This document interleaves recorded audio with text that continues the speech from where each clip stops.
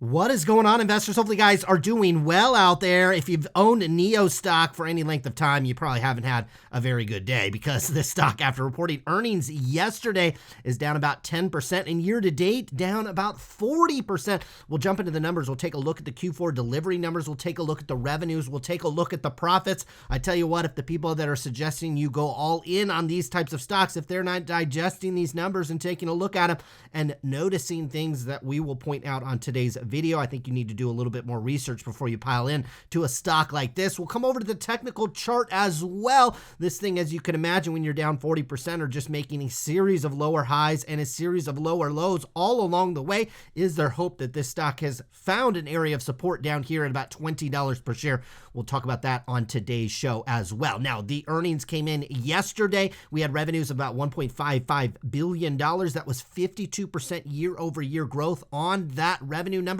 But of course, the shares are sliding in the after hours. We have to keep in mind, we still have a $36 billion valuation on this stock as well. I think what investors are starting to digest is what we'll talk about on the bulk of today's show. Now, they gave guidance for the Q1, and they're coming in between 25,000 and 26,000 vehicles. That represents 24% growth year over year on that same quarter. So we come over here to the delivery numbers, and we're starting to see these delivery numbers starting to flatten out a little bit. In Q3 of this last year, you had 24,000 and some change. This most recent quarter, you had the 25. In the upcoming quarter, 25 to 26. I think you get the idea that this company is likely going to print between 25 and we'll call it all the way to the upside, maybe 30,000 vehicles in a quarter over the upcoming year. That is going to represent very, very slow growth on that delivery and in terms of the revenues and the profits that NIO is going to generate. Now, look, I understand 20, 30% year over year delivery growth, revenue growth is still really high, but you got to factor in that this company still has a massive valuation. And when we run through these financials, this company is not profitable, which I think has the investors the most concerned. The fact that they are not profitable now, and now all of a sudden growth is going to slow, that will likely lead to profits coming much, much further down the road than I think some investors were expecting. We had those vehicle sales. I'll show these to you on a yearly basis here. Like all Chinese companies, these financials are an absolute mess and very difficult to understand, especially if you are not very used to going through these types of things. So I'll try to explain to them the best you can. You have your most recent quarter here. You had vehicle sales. These are all in the Chinese currency. I'll show them to you on a dollar basis here in a moment as well on a yearly basis, but you can pick out some interesting numbers here. So you've got the vehicle margin. I actually really like how this ticked all the way up to 20.9%, essentially 21% on that vehicle margin. You notice last year we're sitting at about 17, last quarter 18%. They've done a really nice job over at NIO ticking up their vehicle margins into Tesla-like territory, which I think they really need to do if they want to maintain this pretty lofty valuation that the company has. And not only that, when we come down to net margins and we come to see that this company is actually losing money on not only a quarterly basis but a yearly basis, they've got to keep these margins continuing to expand. So that is a positive if you're a NIO investor. They're doing a nice job expanding this vehicle margin up into that 20% range, which is really where we see Tesla. But as you flow through all the expenses over at NIO, you see that losses are actually accelerating. So despite that absolutely fantastic 49% year over year growth rate on a quarterly basis on that vehicle sales number, you also saw revenues year over year up 52%. You saw vehicle deliveries over the last year up 109%. But what's also accelerating actually even faster than that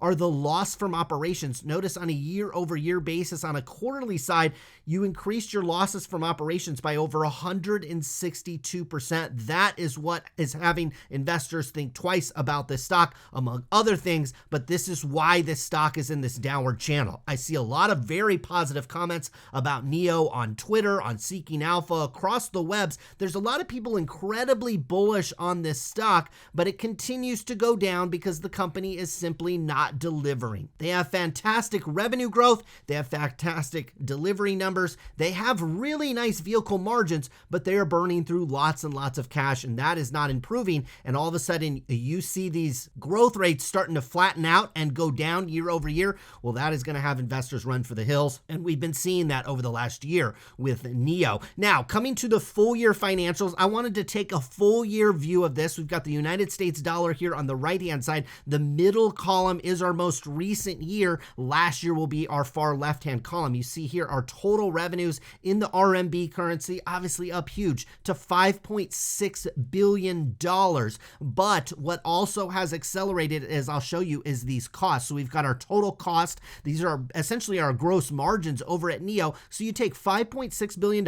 Again, this is on a full year in terms of revenues. They minus off about $4.6 billion in costs. You get about $1 billion in gross profit over at NIO. And you see that just the fantastic growth when you look at it in the RMB currency, just absolutely phenomenal growth year over year. So in the bull case, so the people that are very excited about NIO will point to this and say, look at the gross profits, look at the growth on that revenue side. And you can't argue with that. That's absolutely fantastic. But what is controlling these stocks is a little bit lower than this. So we've got our total operating expenses. Look how much these have grown, $1.7 billion in the most recent year. So you take $1 billion, you minus off $1.7 billion, and you get a loss of $700 million for the full year. And you see how much those accelerated. Since they don't give you year over year in the dollars, we'll look at it year over year in the RMB. You went from 6.5 billion up to 11.3 billion. So yes, our revenues are accelerating tremendously, but you notice our operating expenses are also accelerating almost at an equal rate, as essentially year over year, this company has lost about $700 million.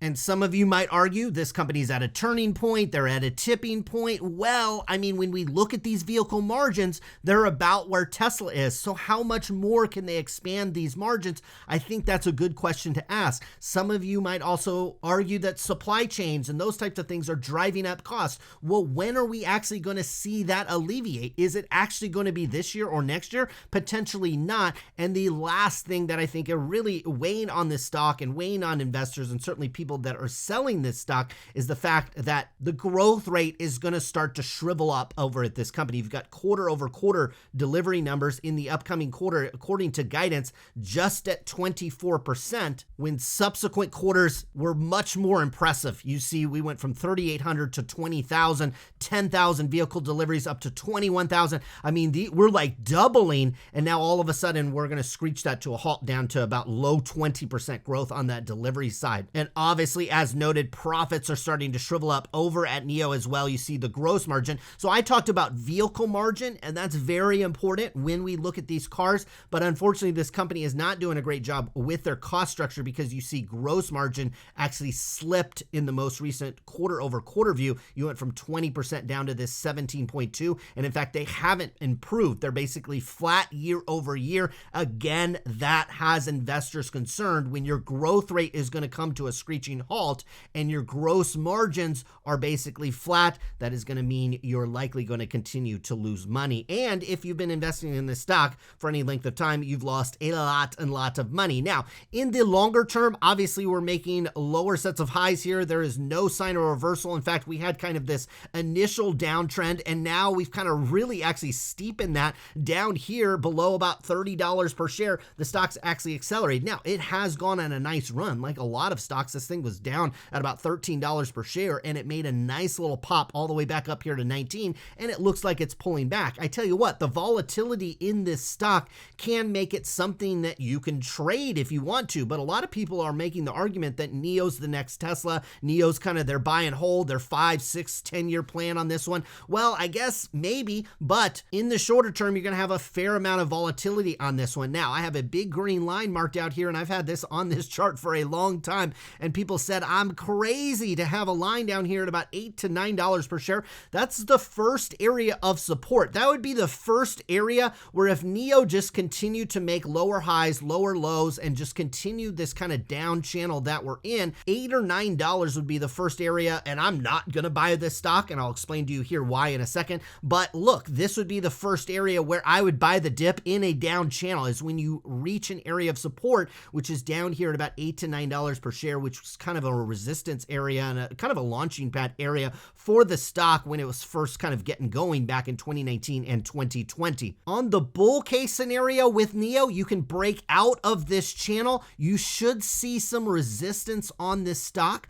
up here at about $32 per share. There's some areas where it acted about $32 acted as a level of support. I would expect if this stock got back up into that range, you'd see a little bit of resistance for that stock. You could factor that in if you want to potentially go long this stock, but you have to keep in mind, I have a lot of viewers of this channel that view this channel from an international perspective. You're in another country. You have to realize there's United States investors and a large swath of them that simply will not invest in Chinese companies. And whether that's right or wrong, it's not for an investor to decide. I am just telling you there's a lot of American investors. They don't trust these financials. There's a lot of geopolitical tensions as well on both sides of the party. It's not just the Republicans or the Democrats. It's actually both of them now actually have geopolitical tensions with the country of China. There's delisting risks. There's a lot of risk with owning Chinese stocks. And if you are comfortable with that risk,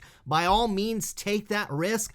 I personally am not in the current environment. I think it's far too risky. A stock like this is already very, very speculative. They do not make money. Their growth rate is going to slow in the coming year, likely meaning that this company is going to lose even more money in the upcoming year. They're going to continue to do capital raises and fundraising and continue to raise money, which means they're going to dilute you, the shareholder. NIO is a stock I would stay as far away from as I possibly can, unless, of course, you are a trader and you are trading this from a technical perspective. There are ways to trade this, and probably the number one way to trade this is actually to short the stock, because that trade has been working and it doesn't appear that trend is going to reverse anytime soon. And based on guidance slowing, this company is likely going to continue to fall in the coming weeks and months ahead. That was NIO. Sorry, I know a lot of people are going to tune into this and they're very bullish this stock, but you gotta look at this with a clear mind. US investors will not touch this stock. On top of that, they are not profitable. This is a stock I would stay very, very far away from. That was NIO. Hopefully you guys enjoyed today's video. We'll be back again later today with our FANG Stock recap show. Good luck with your investments.